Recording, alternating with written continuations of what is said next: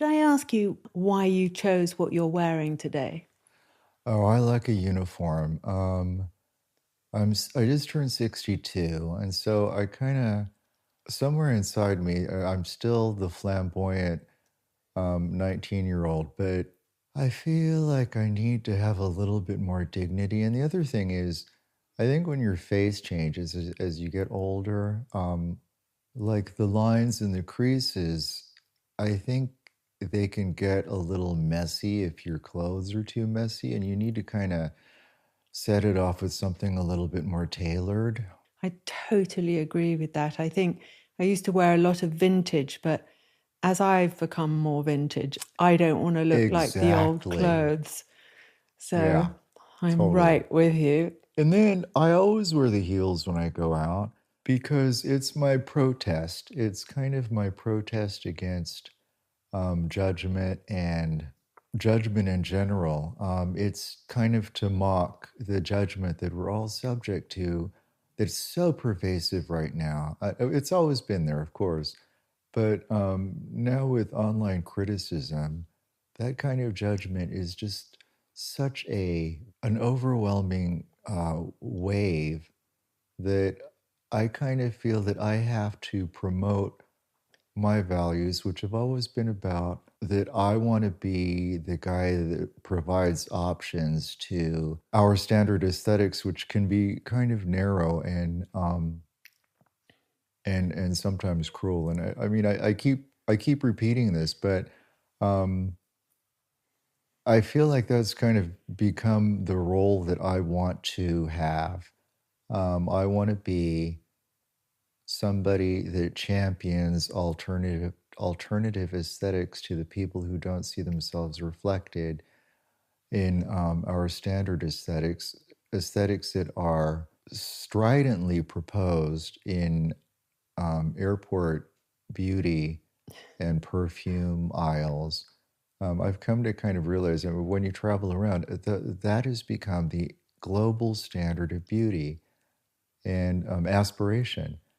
And that kind of irks me. So I want to be the opposite of that. I want to balance that out when I'm at the airport. I want to be the alternative to that. And it's not like I want to eliminate that aesthetic because it has value and it's beautiful. I don't disapprove completely.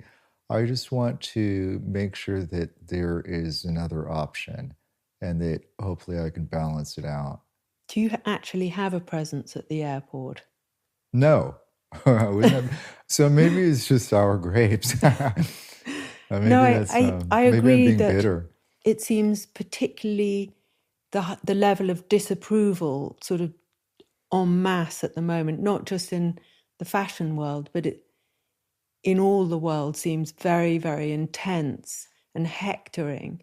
And I've noticed that you seem like a radical, but it's very generous and gentle the way you invite people into representing them, you know, how you've just described. And I think it's very lovely. And that's why I've always felt sort of drawn towards you. I remember first really meeting you properly when we went to the animal ball at Clarence House with then Prince Charles and Camilla. And I saw you and Michelle arrive and I thought, I'm sticking with them.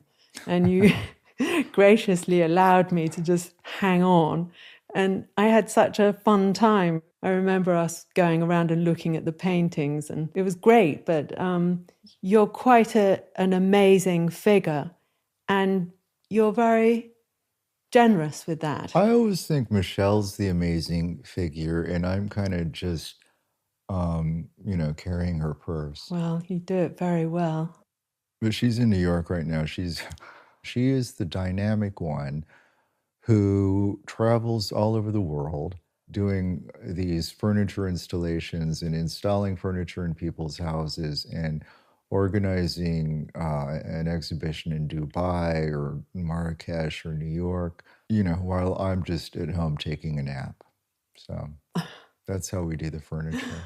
That sounds great. And oh, she's turning 80. Well, she already turned 80 February 5th. Yeah, I went to her one of probably many birthday dinners Where? at Ladbroke Hall down the road from Oh, here. right. And she played the piano. I missed her playing the piano. Well, maybe that was another party there, but I saw online, because that's how I keep track of her a lot online. And I saw her. There's this song that she used to sing in the cabaret of the restaurant in Hollywood, when we were living in Hollywood, and it was called the King Kong Blues. It was about drinking a drink called King Kong and getting high on King Kong. We lived across from the cafe, and at night, like while I was going to sleep, she would be ending the night there, and I could hear her from across the street. I could hear her singing the King Kong Blues while I was going to sleep, right off Hollywood Boulevard. Anyway, she sang this at Ladbroke Hall, but they kind of rigged something up so they I don't know where they got the music, and they had backing music, and it looked like she was singing the piano. And I got FOMO. I mean, I wanted, like, it looked so glamorous and so great. I can't believe I missed it. Anyway, she turned 80 February 5th, but she tells me she wants to have a party on April 17th. That's my birthday. Really? Yeah. Because, well, then come celebrate with us, because Yes. I'm throwing her a rave at the Lido airport in Italy, because it's the beginning of the Biennale, and that's when all God. her friends were going to be there, and so she thought it would be fun to have a birthday rave in the Lido. So That sounds so much April fun. 17th, pencil I'll it in. pencil it in. Do you have any obsessions at the moment? Do I I mean, have it any sounds like you have millions, but anyone in particular right now? Do I have obsession? You mean of people? Or just is there anything that's sort of a recurring thought at the moment? It could be a person or a shoe or just like a feeling almost. I just wondered. Okay, well, I'll tell you about my day. How's I that? love that. Okay, so today I got in last night Where from? from Paris. So I got in last night to Claridge's, and this morning I got up, and it was such a beautiful day. I wanted to go for a walk, and I thought, oh, I'll walk to the Victoria Albert. So, and I'll walk through the park, and I'll stop at the Row, where I've never been. I've never been to that store, and I admire what they do. And I knew that it was right around the corner from Claridge's, so I go to the Row. And have you been there? Yeah. To their store? Yeah, it's pretty amazing. It Oh, used to it's be an art beautiful. gallery. It was really lovely, and I was just chatting, and I mean, I'm sure everybody thought I worked there. Everybody that walked in, I was Maybe just they hoped you did. wandering around, making them show me everything, and I had the loveliest time, and the quality and everything looked great. It was really beautiful. Have you ever tried on any of their clothes? I haven't. I don't know that it would really, because I thought there was a shirt. There was a beautiful cashmere shirt, and I thought, how come we don't have a beautiful cashmere shirt like that? Yeah, same. I think, oh, I love what they do, and the way it sort of cascades over your body. But I tried on a knitted jumper, a knitwear piece once, and I just vanished. The jumper took over. I became a random middle-aged woman, and I thought, oh, good, there's space for all of us, even though it's so desirable and alluring what they do. It's good to know that it doesn't work for everybody. Well, I actually think I'm going back for a purse. This purse, the leather is just so juicy and tender and delicate, and the strap was so thin and pretty. I just thought, oh, this will, I can keep vitamins or something in it in my dressing room, because it's such a beautiful little pouch, and it was so exquisite. Anyway, so I did that, and I was listening to Shirley Horn, and I've been listening to Shirley Horn for the past a couple of albums. This song called Estate. I've heard a couple of different versions of it, and I was listening to it a lot in the summer. I wish I remembered all of the words, but it's very much about acceptance she's talking about is like loving summer and missing it, but it's underneath the cover of winter.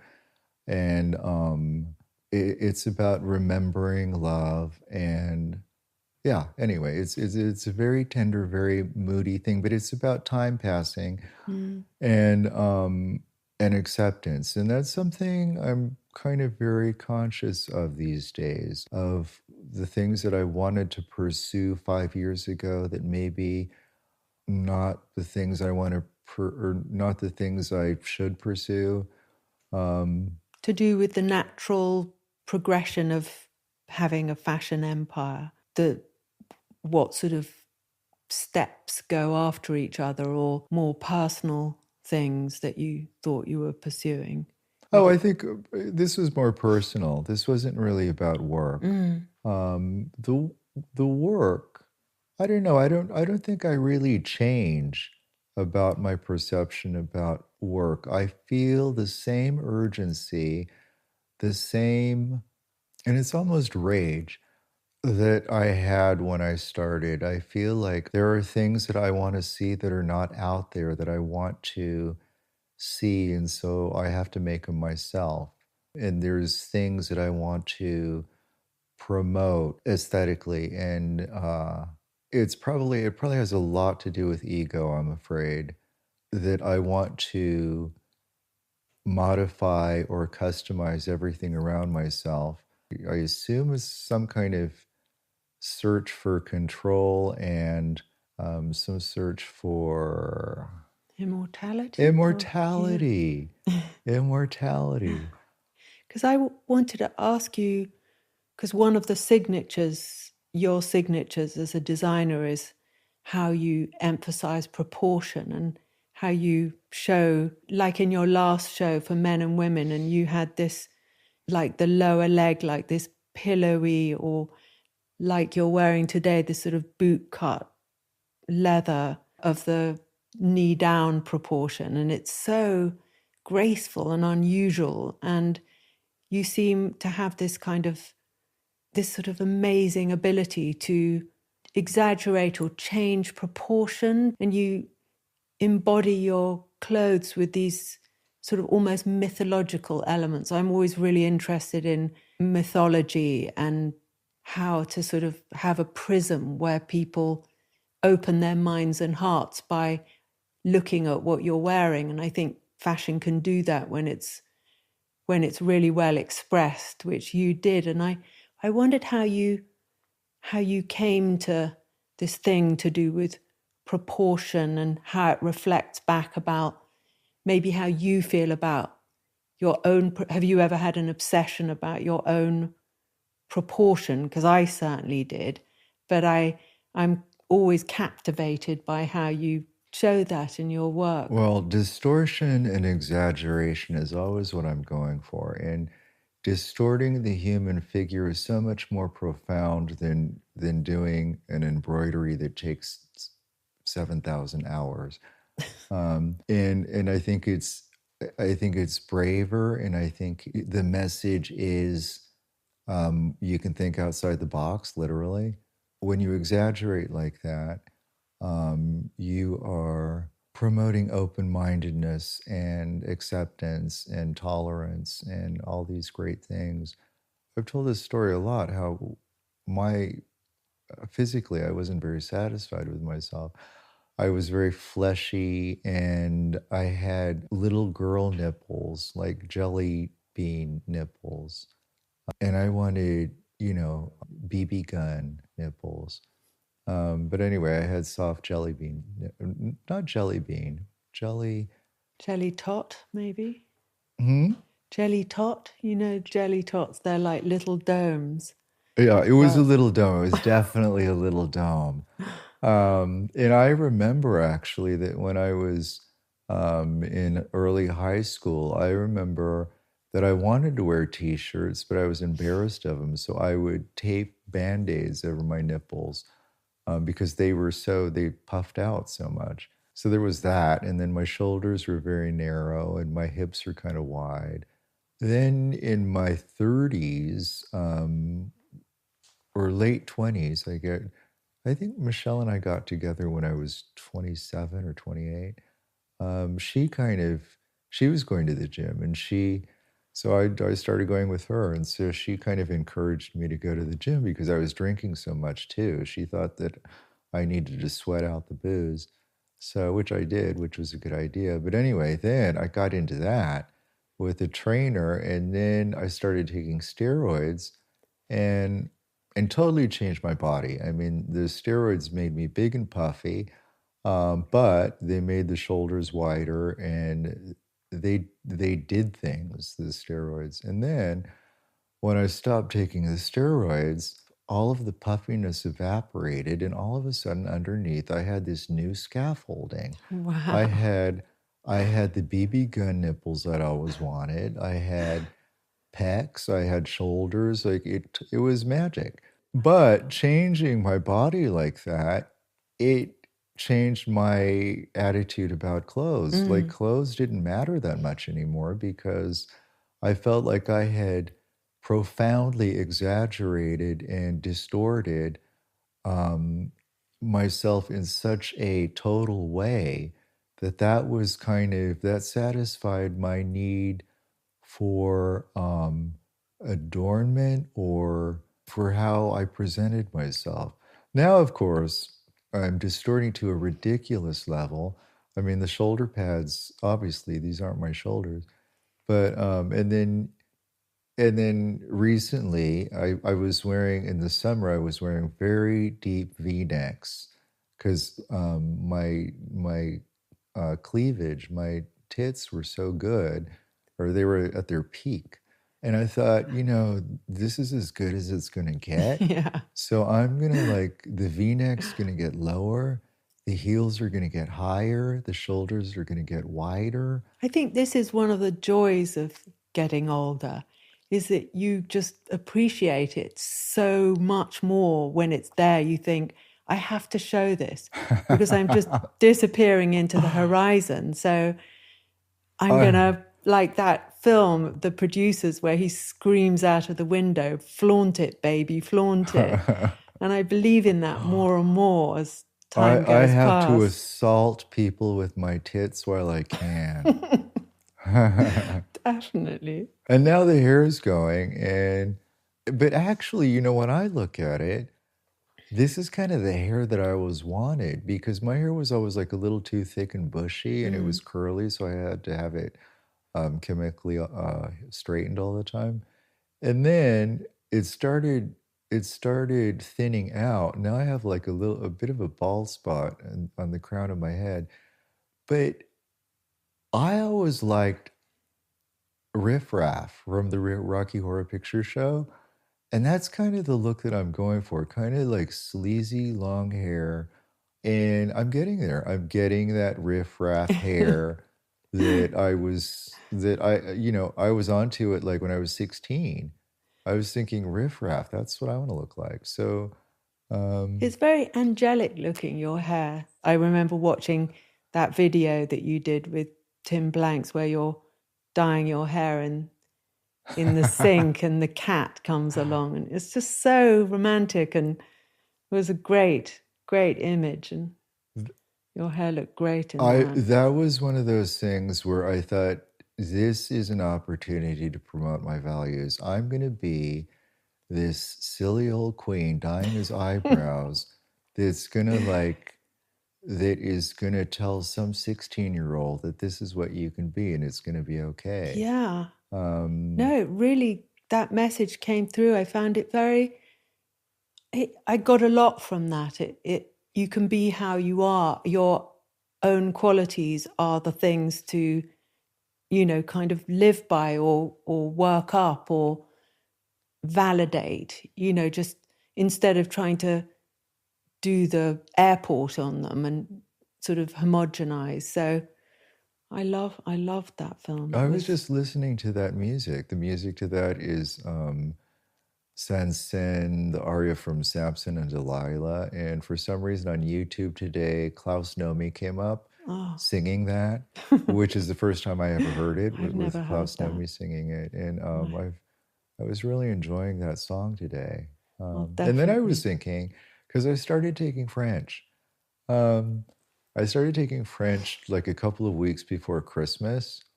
I was kind of thinking about what is my life about now, or what is it turning into? And I thought, Paris is kind of where it seems like I never thought about it because I'm always moving around so much, but I felt like this neighborhood and this house this is my place. This is where I feel this is home now. And I hadn't really thought about it, but because, maybe I was thinking before, is Italy home? Is Miami home?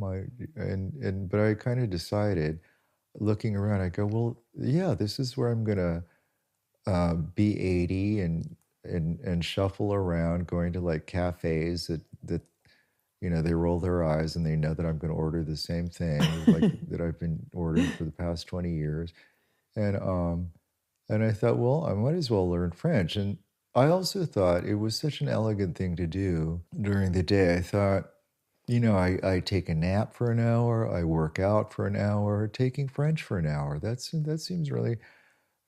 like an elegant, positive thing to do.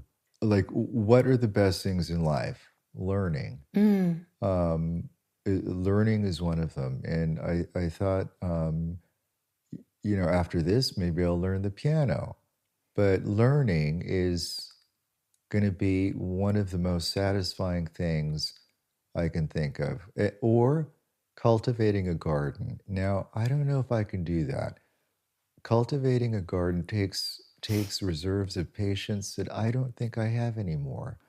Maybe I could train myself to do that, but I think it's good to to learn the things that are slightly coming naturally, like you're in Paris, so learning French, it and also I find that the doing different, the sort of going in a different direction brings ideas to another place, and that's what I'm always looking for. How can I sort of Trojan horse activities? Like I'll end up somewhere, but the repercussion, I mean, I'm always hoping it repercusses into my till in my shop.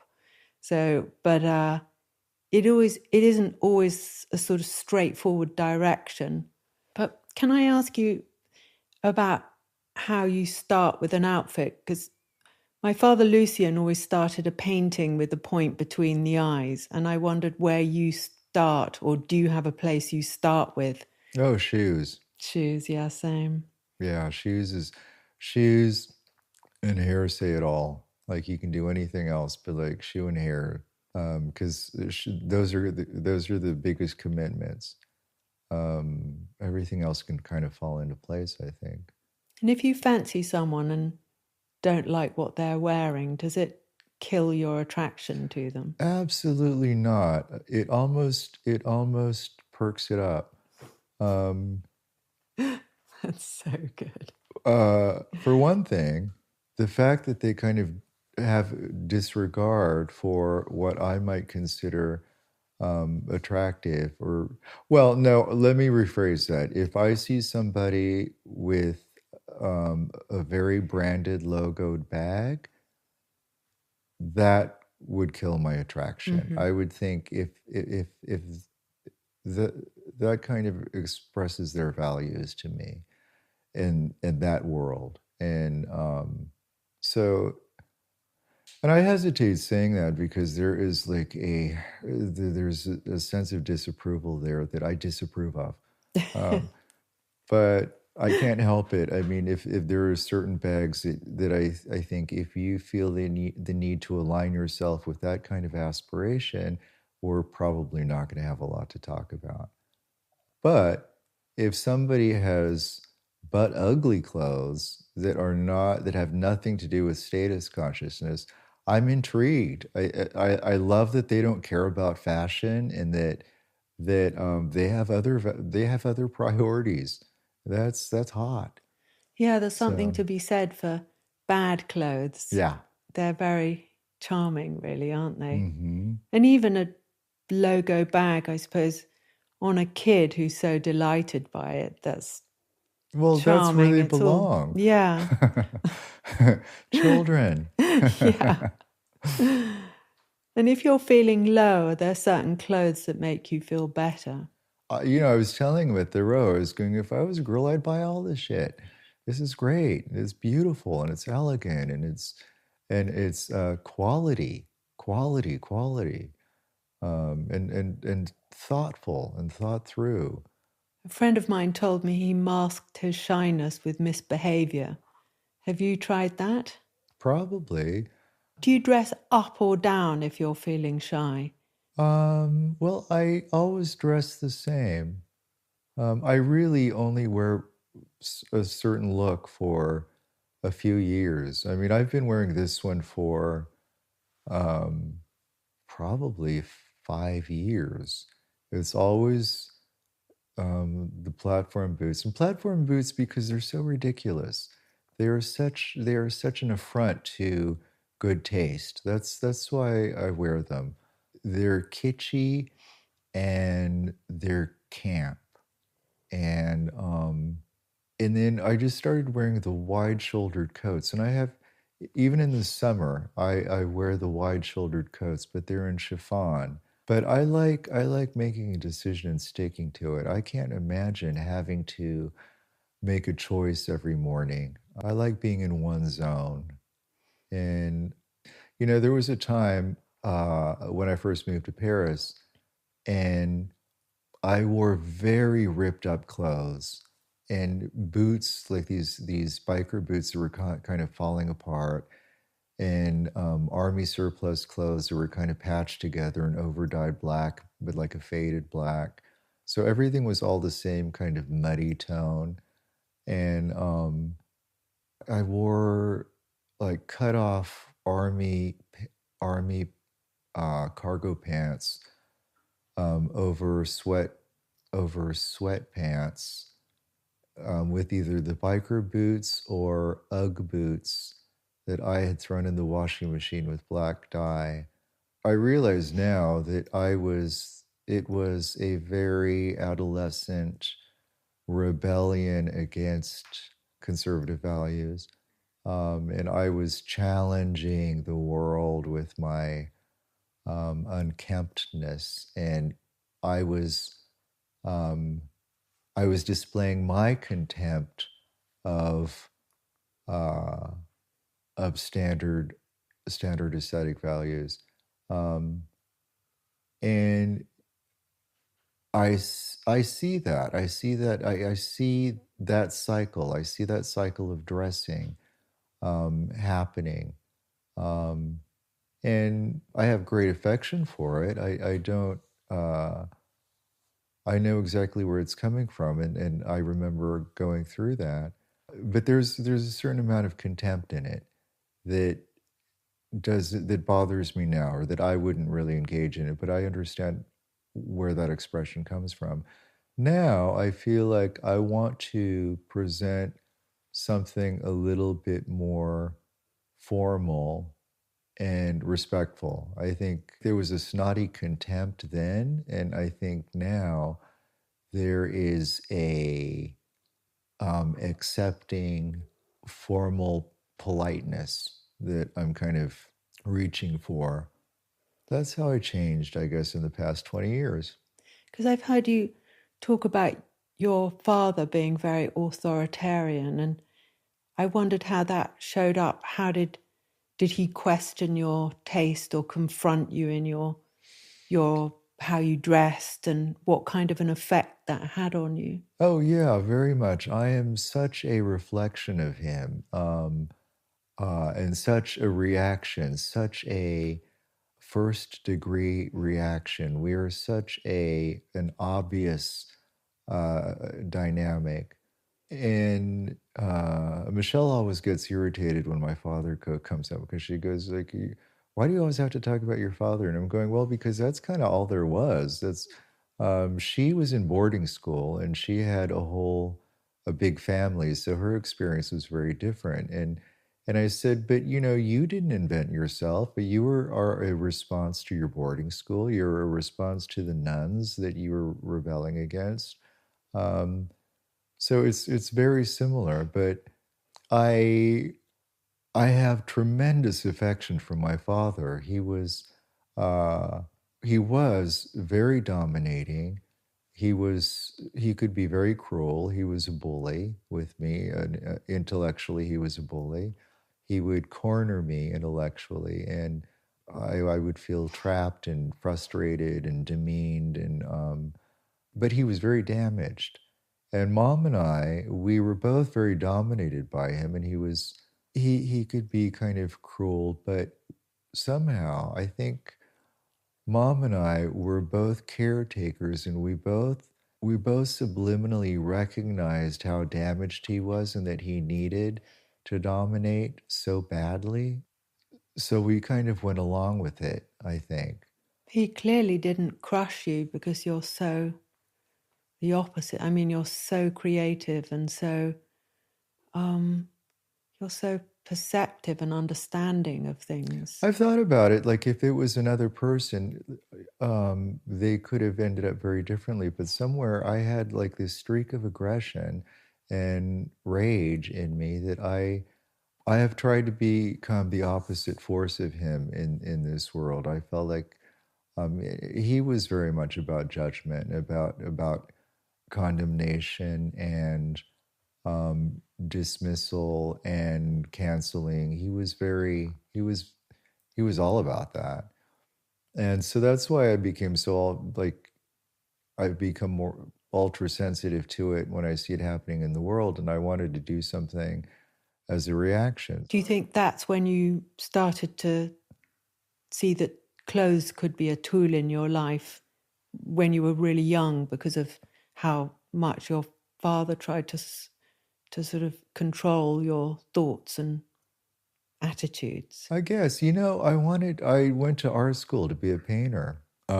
Really? That's what I was going to be. I was going to be an artist. But we had these really stupid art theory classes that were so complex and so intimidating that I thought, "Oh, I'm not smart enough to be an artist, so I'm gonna do fashion instead because that looks like fun and I can handle it." You did good. And as a child or when you were a younger person, do you remember something that someone else was wearing that seemed to bestow like a magical power on them? Because I Well, remember those moments, like from when I was about 8 and even younger than that, how certain garments seemed to be like a sort of a magic carpet almost. That it all comes down to dad because um, for all of his faults, the part that I didn't get to was that dad didn't allow a TV in the house, and he had a mm, vast library, and he felt that the library was good enough, and it was. So, in retrospect, of course, I benefited from that. Of course, it was an advantage that I didn't have a TV. And you know, if I were a parent, I don't know if I could be that harsh, but boy, it really worked for me. And there were a lot of Japanese art books because he had spent time in Japan during the war. He'd been a mail carrier in Tokyo, I think. Anyway, he had all of these Japanese art books with like mystical, abstract watercolors and all of this imagery of these kimonos and the exaggerated, or well, not exaggerated, but the hairstyles and the pageantry of those looks. So I think being exposed to that early on, it made me think, well, anything's possible. You can do anything you want, and the bigger, the better. And obies, yeah, the absolute perversity, because my mom was always obsessed with her waist. She was always wearing those tight dresses that had like either a belt or like a very tight waist, and so And she was very voluptuous. So she was very Sophia Loren.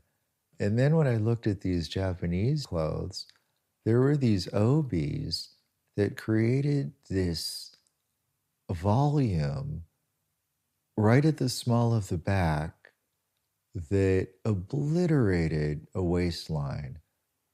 And that delighted me. And then the huge, useless sleeves dragging on the ground and everything dragging on the ground. So that's why I always have stuff dragging on the ground because it is so useless. And That's so interesting. I yeah. I remember investing this kind of obsessive interest into a girl's pink gingham shirt. I was on a summer camp, just a crummy one in England. And this girl had a pink gingham shirt, which she let me borrow. And it just seemed the perfect thing. It represented order, and my life was so chaotic. And my mother, she was so beautiful, and she sort of wore hippie things and stuff, but she didn't ever have much. And my father either dressed to paint in the studio, and if he went on the street, he just looked like a tramp, and taxis never used to stop for him. But when he went out to dress, he'd wear these grey flannel suits that he had made in Savile Row, and I wanted to be like that. I didn't want to be the beautiful hippie with nothing. But this pink shirt was somehow everything, and I still really respond to that if I see it. It's so neat and kind of, I'm checking it to see what you're wearing now. yeah, not that. I don't really have, I've tried it in my own collections, but it's not really enough anymore. But it represented so much, everything I wanted, really.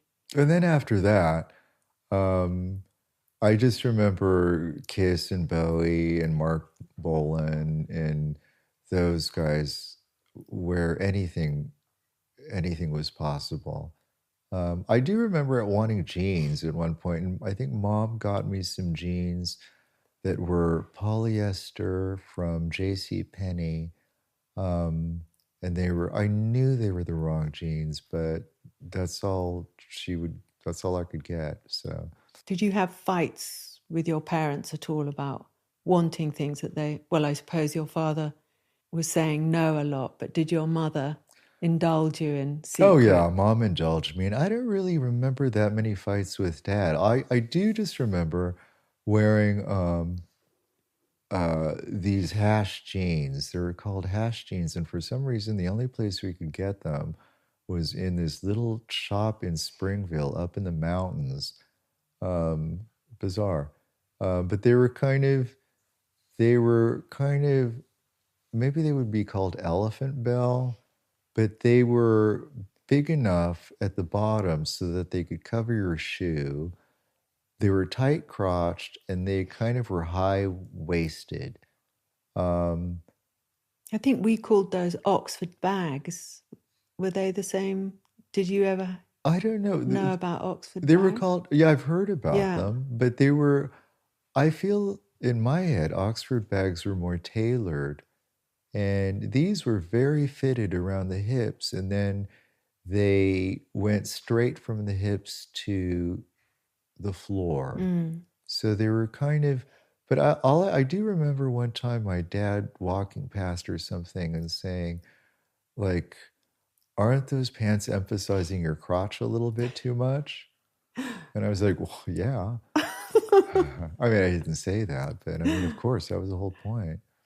God, I remember someone's mother saying that to them. I think we were about 14 or something in this house in Scotland. And she said to her son, "Don't those trousers rather emphasize the gentleman's equipment?" And then we all fell around laughing, but repeated that phrase like 100 times a day afterwards. It was a brilliant description. My therapist once said to me, it's good to be able to get over yourself. And you seem to, the way you talk about things, I mean, you mentioned ego, but it's good to have an ego, but you see your ego seems to be amazingly agile, so that it's like an energetic force, and yet you seem free from obsessive insecurity that people associate with ego. And I wondered whether you'd studied that or made a conscious decision to be like that, or noticed it and how you wanted to be. Oh, I thought I could have even gotten further along by now. There are moments where my ego gets in the way and I'm just horrified. I'm thinking, I thought I had reached, or I was hoping I would have reached a different level of serenity by now. But then this ego thing just kind of, it shocks me. And then I have to forgive myself and go, well, everybody's just human. I mean, these are just dumb human impulses that you never really completely control, or you never learn how to completely control them. They're just going to come up. It's just, if you can recognize them and just kind of deal with them. But Yeah, I was kind of shocked when he said that to me, and I could feel, the germination of like, God, how are you telling me to get over myself? And I'm sitting here. And then I realized it was a really good thing to remember, because when I do feel like confronted and I feel my my pride offended or whatever it is, I think, I could get over yourself and see what's left. And then I can deal with that. And I'm much better equipped to deal with that if I want to, even if I want to get the sword out and chop their yeah, head but off. then I'm thinking, why am I even having this conversation in my head? Shouldn't like my default setting just be serenity by now, after everything that I've looked at and tried to learn? Haven't I gotten further along by now? But it's My much more fun when you are kind of, I find, like when these things come up and, you is know, it? well, at least, you talked about learning French, and, Yeah. it's part of that, really. I find it interesting. Yeah, there's these weird things that still come up. Like, for instance, public speaking. Like having to give a speech or present an award or something, I still can't do it. I still don't like doing it. And, I think to myself, it's just vanity that makes you so self-conscious. Like, what does it matter? Who cares? Like what you were saying, everybody's like busy in their own thoughts. They're not really obsessing over you. But then there's something about getting up in a room full of people and that energy, and it's just so uncomfortable, and I'm embarrassed that I'm uncomfortable because um in my head it just doesn't make any sense. But don't you find that, I know exactly what you're talking about, of course, but that sort of extreme uncomfortableness is also what produces ideas. It produces like how you decided to change your body, design your clothes. It is the agitator that produces ideas as well, even though it's almost sort of annihilating how much discomfort it produces as well. And I heard you talking about personal discomfort as well. And I suppose, is this what it means to you? um Or whether you were talking about your shoes hurting? Or, I don't think you were answering some really interesting questions on ID, which I uh, watched, which were really, I was it was really talking great. about Anthropomorph, Constantine, and Constantine I discovered on Instagram because she was unhappy as a boy, and I could see there was a desperation in her expression, in what she was doing, because she was creating these masks, these flesh colored masks that she was putting on herself, and there were no eyes on the masks, and they were in the shapes of these microorganisms. They were just flesh-shaped lumps. And I was so thrilled and inspired. I was thinking, this is somebody who is taking control of their destiny. They are unhappy with who they are. They are going somewhere to an outer planet. They are, uh, and it was romantic and poignant. There were no eyes. It was just this shape. So I reached out, and I did some images with her, and then at some point she was ready for her transition, and she fulfilled her transition, and she sent me the first mask that had attracted me to her, that had made me approach her or reach out to her. She sent me the first mask because she doesn't need it anymore. Gosh, that's And incredible. I love having the mask, but I miss her. And I'm thinking, I was only reaching out because this was somebody under stress. And now that they've found their peace, I miss the person that was so frustrated, unhappy, and struggling and raging against the position that she found herself in. I miss that person, and I'm thinking, oh my God, I'm a predator. Anyway, it was just kind of It's an odd thing. interesting Yeah. being part of someone, I suppose, being, walking. I often think of, the walking by the side of, like, my closest friend. We talk about the beauty alongside, and when we're going through stuff, we talk about other stuff that keeps us going, really. And You talk about other stuff to each other? yeah, like, Do you both acknowledge that you know that you're talking about other stuff to avoid talking about something else? sometimes we know we do that, but we also do talk about the stuff that's so unbearable, Yeah. lots of what's happening now. But it's too intense so that we talk about what she's writing or what we've read, those things that are just like they're not whimsical. They are as intensely fierce as any kind of Alexander the Great chopping through the knot, which is something that I often think about and kind of kept me going as a child. Well, there is such power in looking around you and tending to your own garden. Mm, That's what I see my work as, yeah. tending my garden.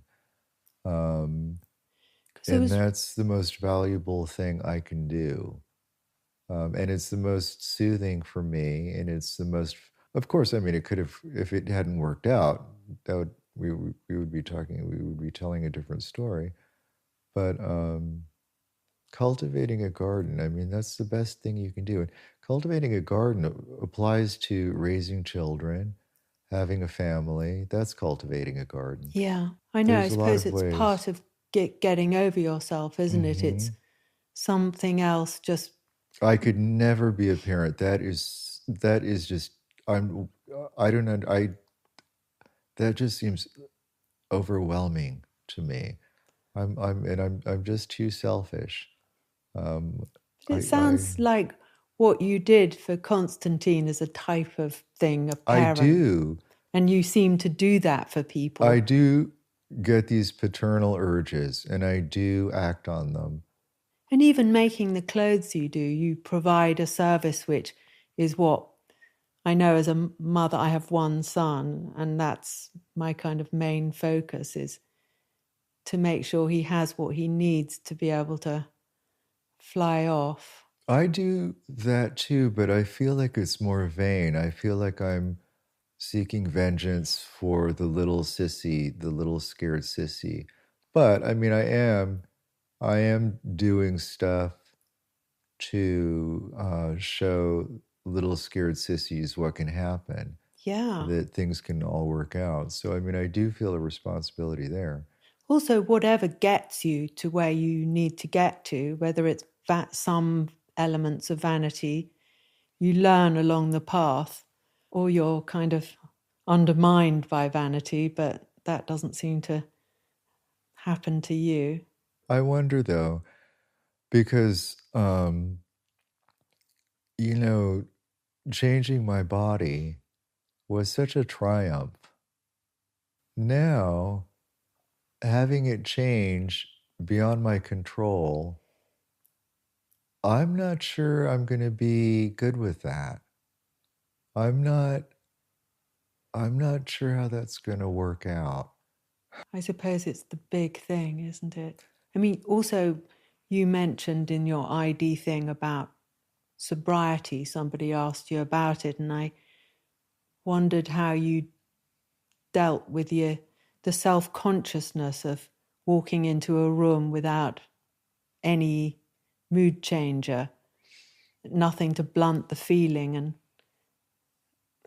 whether that was a thing when it happened. You know, I'm trying to remember back, but somehow in my head, I convinced myself that it was so cool not having to rely on anything, that nothing could be cooler than not having to hold a glass in my hand. I thought that is to be so self reliant and so confident that you don't need that stuff. What could be more glamorous and sophisticated than that? And so that somehow I was able to convince myself of that and it worked. I can't remember that transition, but yeah, not needing stuff is great. Yeah, it's true. And it's great to have someone as creative as you, and how you manifest it and how you look and seem to be not needing anything, any stimulant. And because I think people associate sobriety with a sort of loss of something, but what you're describing is such a gain, and it's great. It's Well, inspiring. but I don't walk into that many rooms anymore. Do you come out at the end of your shows? Yeah, but I don't socialize the way that I used to. Mm. I don't, I really don't circulate that much, and I don't visit people's homes. This was a fun excuse to come visit your home, but I don't really go visit people. I don't engage that much. Maybe because I don't drink anymore. I don't know. I think there's a sort of confidence in that as well. And for a lot of people, you're a fashion icon, and to me too. And I wondered if you had a fashion icon, or even if you ever wear any other designer's clothes. Like maybe you're going to be wearing the Row tomorrow, but Yeah, could um, be. You'll see me prancing around with that purse. Um, the thing that I was thinking of in the past kind of 5 years is that I thought, do I need to push myself more to engage? Do I need to participate in the world more? Because I remember a friend telling me something like, well, you need to challenge yourself. And I'm thinking, do I? I kind of got a lot done. I kind of did challenge myself. And do I, am I maybe at the place where I don't need to challenge myself that much anymore? Maybe I can just kind of find the places that I'm comfortable with and just kind of indulge myself with that. Um, and as far as circulating goes, a lot of that, I wonder if a lot of that is about um, like younger people that I know that that pursue a social life a lot. I My mom pursued a social life because she was a very social person who had grown up in a very full family, and she had a comfort level with crowded rooms. I didn't I didn't grow up like that. I grew up in a very isolated way, so it was a bit of an effort for me to be in a crowded room, and that's partly why I drank then. But now I've accepted that that is not my comfort level, and that's okay. And I have found such vast validation, more validation than I ever dreamed of, really. So that is so satisfied in a way that my need to circulate, it's not as intense as it used to be. Before I needed to be with people. I needed to be recognized. I needed to rub elbows. I needed to feel connected. Now I do feel connected. I feel like I was able to somehow on my own terms connect, in such a bigger way than I ever thought possible. So yeah, I don't walk into that many rooms anymore, I guess. Now you're free to learn French, and Yeah, it's and just accept fantastic. beautiful invitations like this. So Well, thank you so much, Rick. Thank you for sharing your fashion neuroses with me, and it's so lovely to watch you lying all the length of the sofa. And I'm a little disappointed that I didn't burst into tears at some point, aren't you? no, I'm happy with everything. It's been so great. Thank you so much. It was my pleasure.